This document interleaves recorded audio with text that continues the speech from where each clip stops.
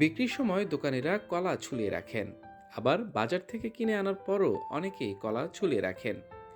এটি শুধু একটি অভ্যাস নয়, বরং এর পেছনে বেশ কিছু বৈজ্ঞানিক ও ব্যবহারিক কারণ রয়েছে।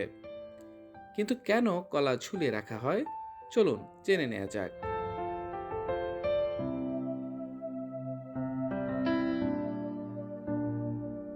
বিশেষজ্ঞরা বলেন কলা ঝুলিয়ে রাখলে তা দীর্ঘ সময় সতেজ থাকে এবং দ্রুত পচে যাওয়ার আশঙ্কা কমে যায়। এছাড়া কলা ঝুলিয়ে রাখলে এর উপর কোনো চাপ পড়ে না, ফলে এটি কম ক্ষতিগ্রস্ত হয়। অন্যদিকে মাটিতে বা কোনো পাত্রে রাখলে কলার নিচের অংশে চাপ পড়ে, এতে পচনের হারও দ্রুত বেড়ে যায়। ঝুলিয়ে রাখলে কলার সব অংশে বাতাস প্রবাহিত হতে পারে, তাই সহজে পচন ধরে না।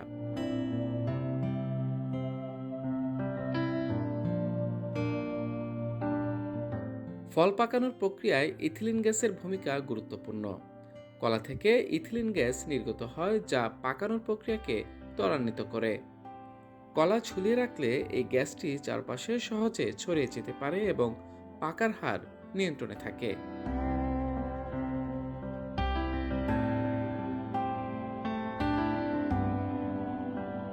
এছাড়া কলা ঝুলিয়ে রাখলে তা দেখতে নান্দনিকভাবে সুন্দর লাগে।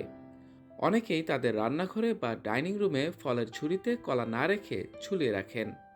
এতে পরিচ্ছন্নতা ও শৃঙ্খলা বজায় রাখতে সহায়তা করে।